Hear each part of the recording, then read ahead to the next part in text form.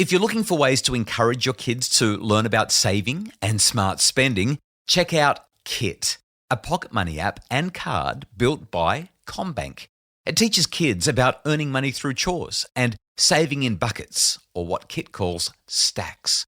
Kit is free for eligible CommBank Yellow customers, T's and C's apply, or just $50 a year for up to 5 children. Download the app or visit heykit.com.au.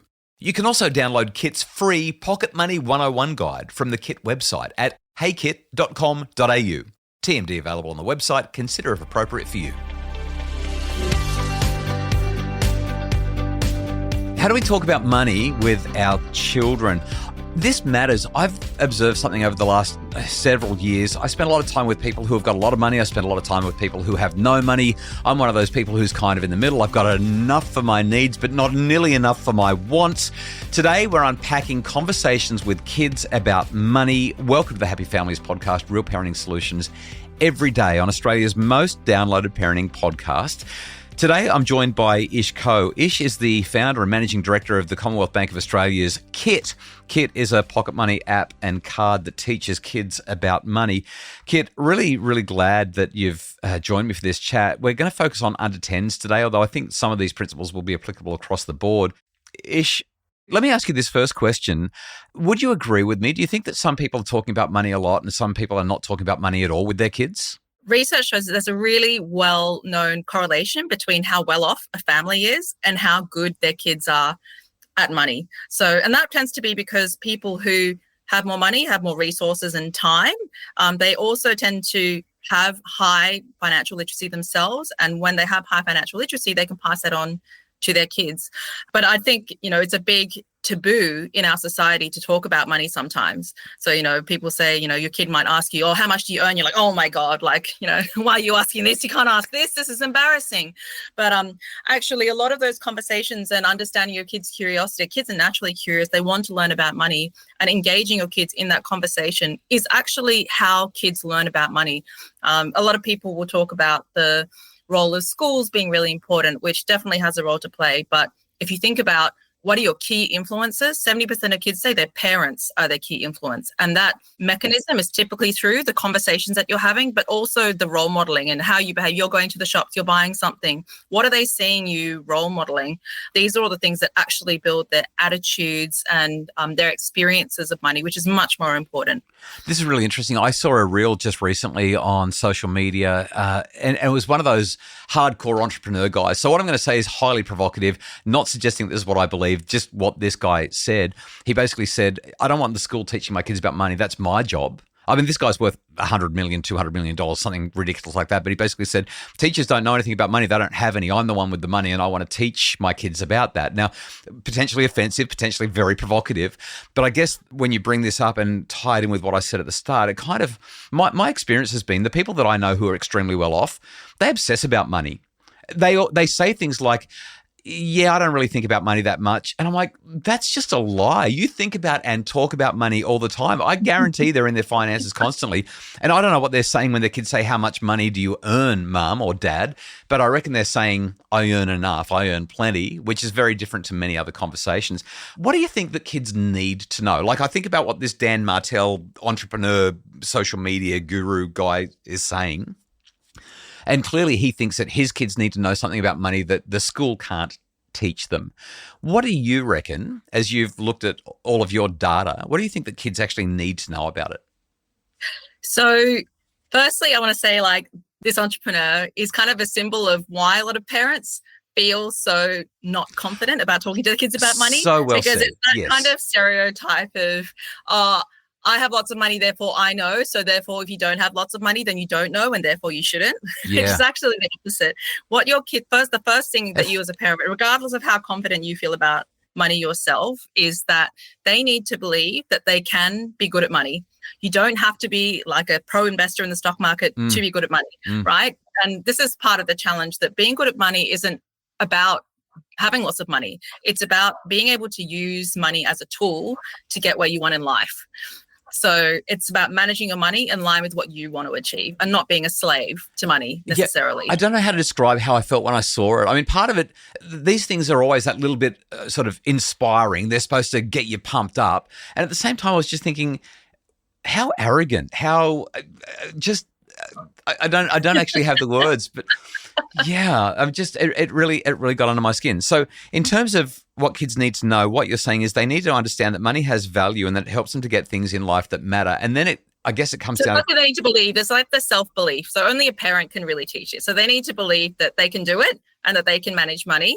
Then more concretely, those specific lessons around, and this can start from the age of sort of 5 to 7. It's like understanding that saving money is good, understanding when you get to sort of 8 and 10, understanding what interest is, that if you save money, you're going to get paid money. Yeah. And likewise, if you borrow money, you're going to be paying even more money because you're paying interest on the money you borrow. They need to understand delayed gratification for parents is a really big skill that's important. So that's the ability to not spend all your money straight away, but to be able to reflect and think, is this really what I want?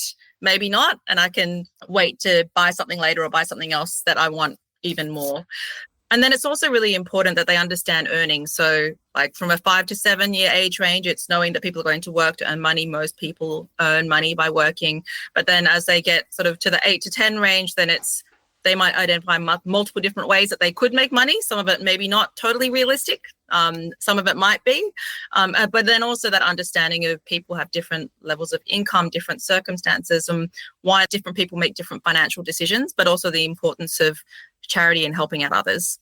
I love this. So delayed gratification, saving, understanding how interest works both for you and against you, and also working out how earning money works. I just love the delayed gratification thing. I remember when I was a kid, I'd get my pocket money and I would just go straight to the tuck shop and spend it all on food, or I would go down to the arcade and spend it all on video games. That was it. And no one was talking to me about what I'm supposed to do with my money. Literally, it was just cash in my pocket and it burned a hole through it, gone. Just like that. So do you reckon that it's the Dan Martells of the world, it's these entrepreneurial, big noting themselves people with lots of money that stop parents talking to their kids about money? And if yes, what else is there other than the social media shame of thinking, oh my goodness, I'm not literate and rich like that guy, so therefore I shouldn't talk about it? I think he is part of the problem, that he's kind of compounding that shame on parents. It's like as if parents don't have enough guilt already. It's just adding on to that.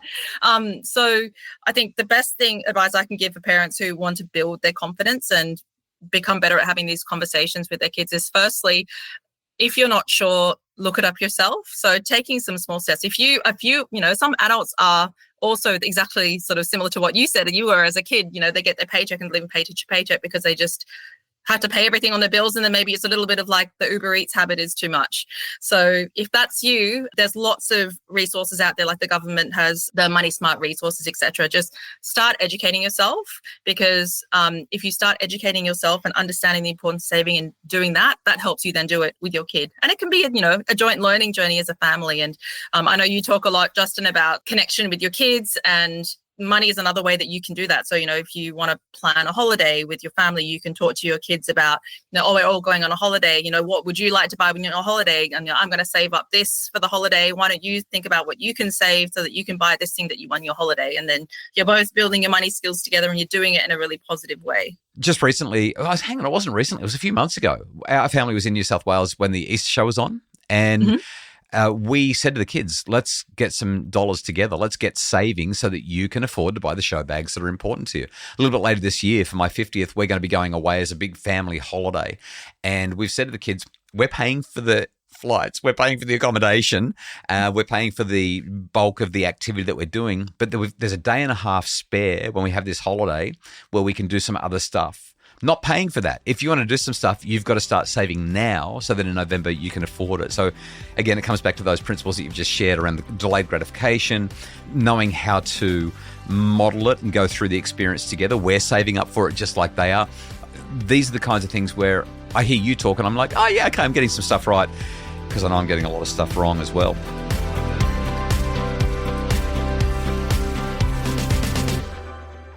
It can be helpful for kids to learn the basics of how finances work, especially in this digital age of invisible money. Kit is a pocket money app and card built by Commonwealth. It helps kids learn about money through earning, saving, and spending pocket money, as well as by playing fun games and quizzes. Kit is free for eligible Commonwealth Yellow customers, T's and C's apply, or just $50 a year for up to 5 children. Download the app or visit heykit.com.au. You can also download Kit's free Pocket Money 101 guide from the Kit website at heykit.com.au. TMD available on the website. Consider if appropriate for you. Ish, tricky question for me. Money's all online now. It's all symbols. It's all code. You open up the app and that's when you see the money that you've got. You tap your card or whatever and the money sort of goes from one place to another place. When I was growing up, you got to hold it. It was tangible. You could save it in your piggy bank and go into the bank and put it in the deposit and all that sort of thing. We just don't do that anymore.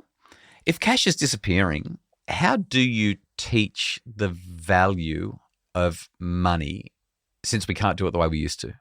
So cash becoming digital is a real challenge for kids, particularly the younger kids, because money is an abstract concept. The idea that you have this thing that you receive and then you hand over in order to buy something, it's a really tricky concept. And so for very young kids, I would still advise, even though we rarely see it anymore with using cash, for very young kids, like around the age of 5, using cash is still important just so that they can understand that here's a thing, you transfer, there's some source of value in order to buy things.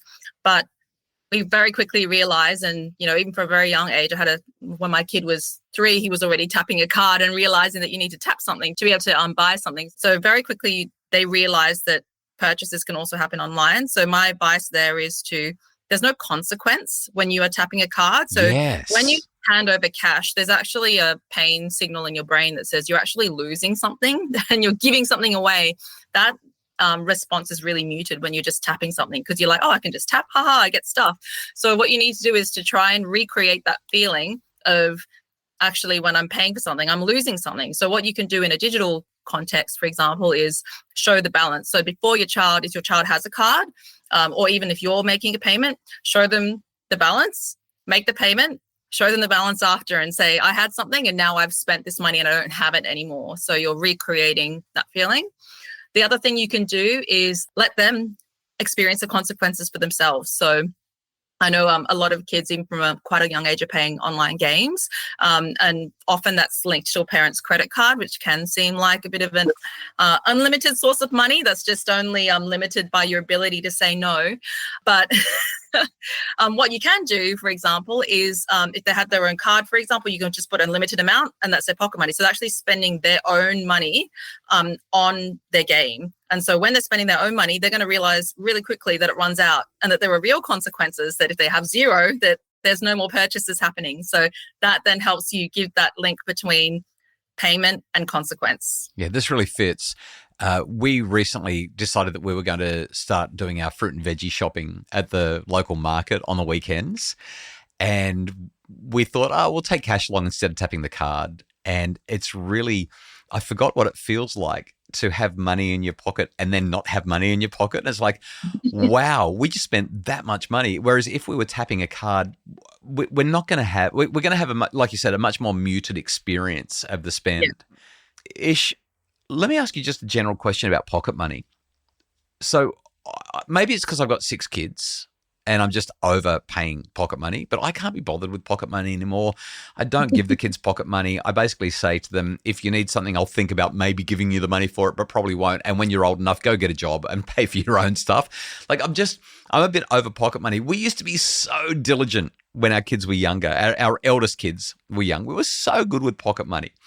I have 2 questions. It's a double-barreled question. First question is this: are families still giving kids pocket money? And second question, how much? Oh, great questions, Justin. So our study shows that about 7 in 10 parents are giving pocket money. Money means different things to different people. Yeah, but right? What you're saying is I'm being a slack parent. That's what I'm hearing.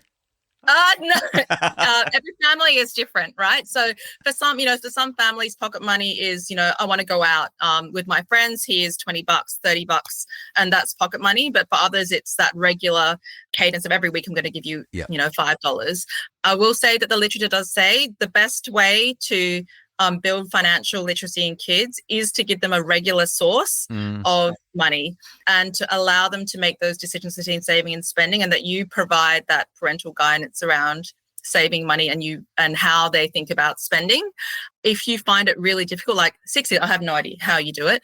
I would never be able to manage 6 kids myself. So I totally understand that it's really difficult to remember, every week to be able to especially if you're doing it in cash. There are digital ways to do it online where you can just set and forget. So at Kit, for example, you can set up chores and get pocket money. You can actually set up automatic splitting for your kids. So you can say, when you get pocket money, always remember, get in a savings habit. So, part of it's going to go into your savings account that's going to earn interest. Part of it's going to go onto a card, and have that conversation. But then you as a parent can kind of be hands off and be like, okay, set and forget. Yeah. But then you can have those conversations when That's they think what I'm about talking about. Hands off. So essentially what you're saying is digitally, you can literally set it up so that they get their $5 or the $10 a week, and it goes in, and they've pre-committed, because you've had the conversation with them, that they're going to save this percentage and they're going to have this much for spending. But it's all happening automatically. It doesn't even need willpower, right? Like you're setting up ahead of time.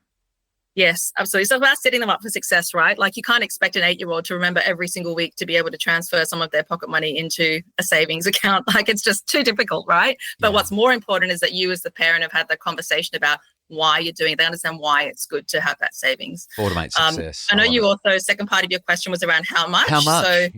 So I will say these are averages. So every family's different. Every situation's different. What kids are expected to be responsible for with their pocket money is also different. So don't feel that this is, if there was any children listening and you don't get paid this amount, don't feel like this is licensed. Tell your parents that this is how much you should be paid. So just for that. Well, before you even tell me, cost of living. Have you got any data about how cost of living crisis has affected pocket money? We absolutely have. So the last sort of about 2 years ago, we saw that kids' pocket money was decreasing. Really? And that's probably a reflection of the cost of living crisis, that some parents saying, we've got to cut back, and pocket money is one of those areas that they have been cutting back. But in the last sort of 6 months or so, we've seen the amounts actually start to climb back up to where they were around in sort of 2022. Okay. So here are the numbers, dropping them. Yep. So on age of 5 to 7, the average is $6.80. Age of 8 to 10, the average is $7.30. 11 to 13, average is $10, and this is per week. And 14 to 17, it's $14.20. So some families are still using, there's a rule of thumb that you can use, which is $1 per year of age of the child. So a 5-year-old would get $5 a week, 6-year-old gets $6 a week. I will say that's before the current sort of period of inflation. So that rule hasn't necessarily been adjusted. But what's most important here is the amount doesn't matter so much as sort of what it represents to your child. So it shouldn't be so much that they can just buy whatever they want. It shouldn't be so little that they look at it and say, there's just no way I can buy anything. But it needs to be enough to kind of say, okay, maybe I can buy some things for myself, but if I can save up, then I can buy something else I want for myself. So it needs to make them make a trade-off between spending and saving. But it also needs to be something that obviously fits into your household budget. So sometimes what I advice to people who can't afford pocket money is to actually allocate a part of your family budget to the pocket money. So for example, you want afternoon tea at school. So tell your kids, you are responsible for what you have for afternoon tea at school. And we're going to go to the supermarket and you have a budget of $10 a week, and you can keep whatever's left over. So your child can then go to the supermarket and say, hey, do I want the really expensive chips? I get afternoon tea only 2 days out of the week and I go hungry. The other 3 days, don't let your kids go hungry. Please don't let them. Always make sure they meet their needs, but maybe they might then go really cheapskate, say, hey, I really want that Pokemon card is $30. I'm happy to just buy the home brand of the space sticks and go with that for 3 weeks so I can buy something else. So then that doesn't sort of add to your household cost, but it still gives them the ability to make those spending and saving decisions. Okay, here's my summary of the conversation. If I want to have better conversations with my children about money, number one, I've actually got to prioritize it and recognize that there's value in teaching them about money and how it works. And it seems based on this discussion that they're going to they're going to be open to it from about the age of 5 or 6, but they'll really start to kick into gear from around 7, 8, 9, which is about the same time they're learning about maths and getting those ideas in their heads from school. Second thing that I'm picking up is that they need to understand savings, interest, and delayed gratification so that they can both spend but also save and ideally go and do some earning. And the last thing that I'm really hearing you say is that for kids to understand the value of money, we've got to be open about it. We've got to be willing to share what's working and what's not and bring them into conversations around it. Absolutely. I think you nailed it, Justin. Okay. And I think particularly around being open with them, sort of going back to that story of, how much do you earn? How much does a house cost? I think it's really important that, kids are naturally curious and that we don't shut down that curiosity, because often there's a different question that's actually being asked than the one they're actually asking. Because how much do you earn might be a curiosity about, how is it that you make a living? Like, how much does a house cost is, will I be able to afford a house in the future? Or maybe it's a question of, why does my friend have a house that, they're comparing themselves to others? So, rather than shutting them down, it's sort of think about what's the conversation that they really want to be having with you. Did you tell your kids how much you earn? He's not old enough yet, but he does think that his father is extremely rich because he had to replace our air conditioner recently. Winning. But my winning money moment though was he came up to me and he said, "Mum, I want this toy for my birthday, but it's okay. We can wait for sale." Oh. And that for me, yeah. And this is 5. So that for me was like a win. And I think, a lot of your attitudes, regardless of whether you're having conversations about money, like your kids are learning.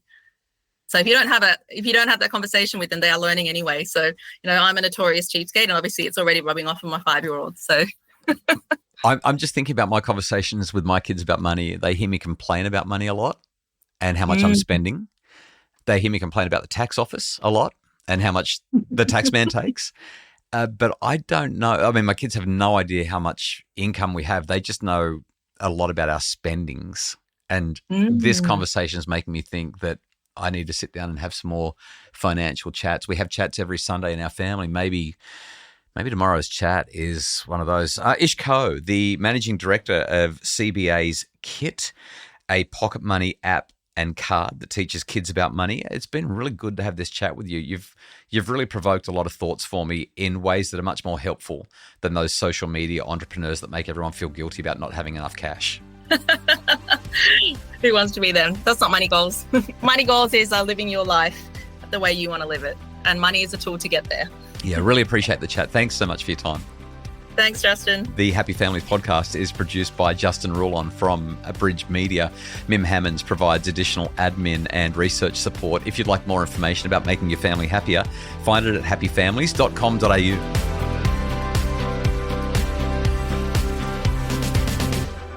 Kit is a pocket money app and card built by CommBank. Kit helps kids learn all about money, from earning, saving and spending their pocket money through to learning about money by taking quizzes and playing fun games. It's guilt-free screen time that helps them develop financial confidence. Kit is free for eligible CommBank Yellow customers, T's and C's apply, or just $50 a year for up to 5 children. Download the app or visit heykit.com.au. You can also download Kit's free Pocket Money 101 guide from the Kit website at heykit.com.au. TMD available on the website. Consider if appropriate for you.